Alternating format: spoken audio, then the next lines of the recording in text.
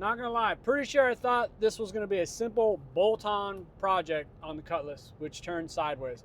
But I think we figured out what's gone wrong. So you're gonna wanna stick around this video because we're gonna go through what we figure out part-wise and what we pick up, and then we're gonna make sure it actually fits on the car. So stick around.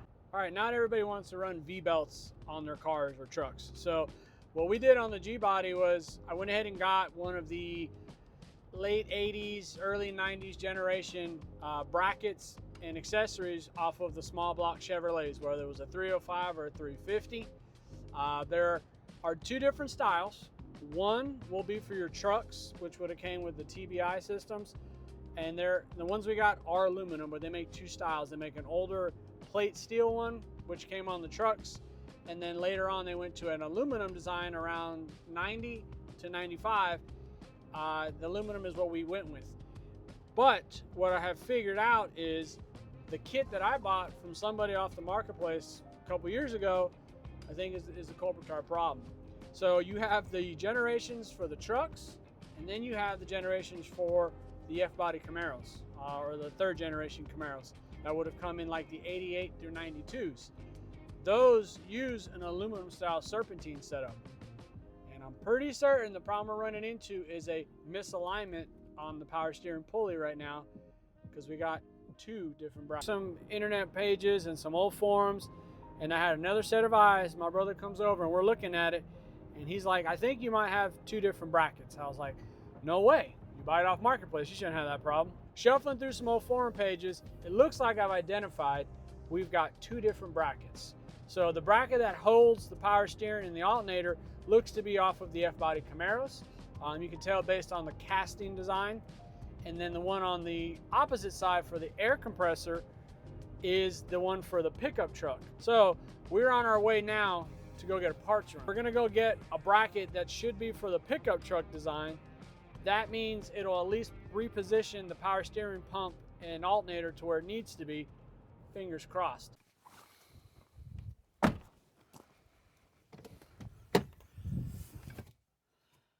Bracket acquired.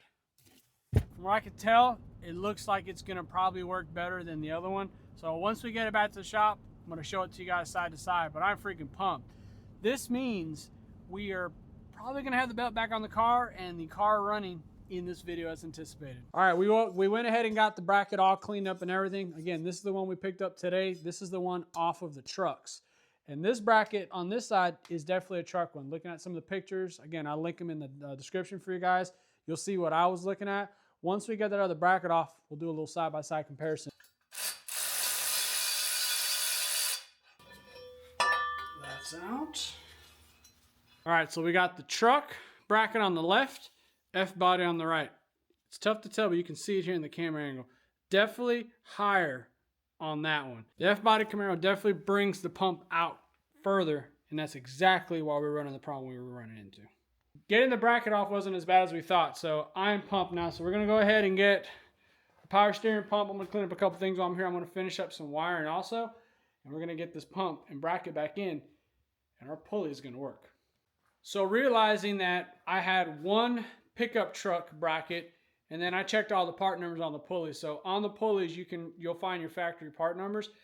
Power steering, the water pump, the idlers, as well as the crank pulley, all correspond to the truck.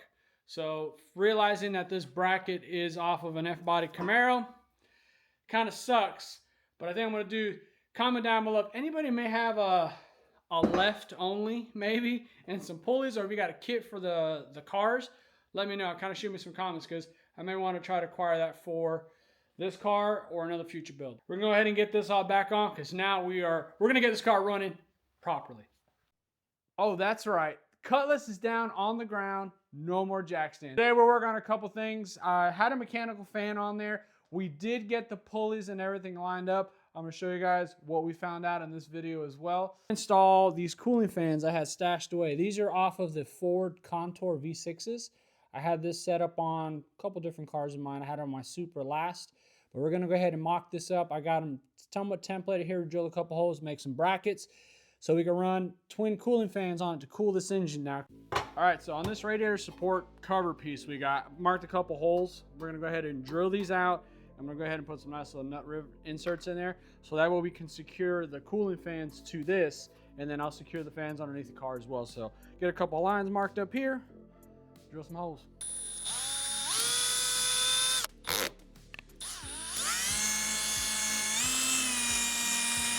All right, now that we got this shield back in, got the holes drilled, we're gonna go ahead and make some brackets for this and this. So let's take a little measurement, put some weight on that. These are literally nothing more than to grab 0.5. That way we get some rigidity on the back side of this.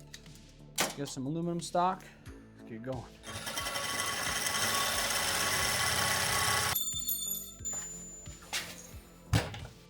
All right, so I got our little aluminum brackets made. What we're gonna do is run these guys on this actual shroud cover piece. Mark some holes, then we'll drill them out. We're gonna use some nice little nut rib inserts so that we can secure these to this, so that when I go to remove this in the future, this cover and the fan assembly will come out. So a little scrap aluminum goes a long way. Let's get these things lined up and get that fan installed. All right, so we got the radiator, everything's in place. This ain't going nowhere. Fans ain't going nowhere either. I got the wiring mocked up in the meantime. These fans are off of a Ford Contour. These are the V6 versions, super popular. They fit a lot of like different radiator sizes and they flow a lot of air. So I went ahead and got a Flexolite fan controller, by far the most simple and easiest one that works. I love these things. I got the wiring set up here, simple enough. Problem I always run into is you can't ever find a quality plug or connector to make these things quick loose. I've tried Deutsch connectors, but I can't ever get the right gauge. I need 10 gauge wire typically. If you guys know any, throw me some comments on it. I'd like to know maybe another plug design, because I want it to be able to come apart easy and pull and stuff like that. So I think we're pretty good there. I got the wires here. Remember, we got to get direct 12 volt, get an accessory lead. I got the grounds done. We're going to get this wiring all wrapped up, cleaned here, and then finish up and button up a few things. I'm about ready to get this thing on the road. All right, guys, we're back. Next day, had some stuff to do, take care of last night. Family time to spend with everybody. So next morning, we got everything wrapped up and done. So the fans are properly installed. I've got all the wiring done. The temp sensor's in there. Got its 12 volt startup. So we now have cooling fans on the car. And guess what? The garage is open. That means we're going to start this car, back it out.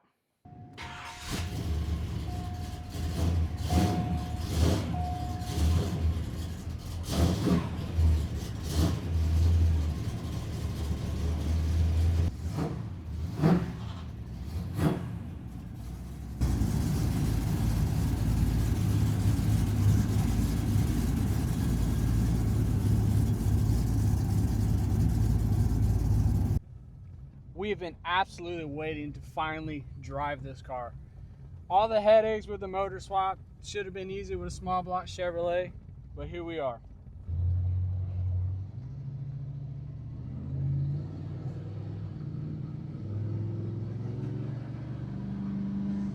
Oh yeah, sounds good.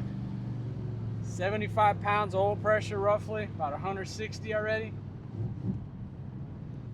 This car has been in the making for almost a year now, and I'm so grateful to finally be able to drive this thing.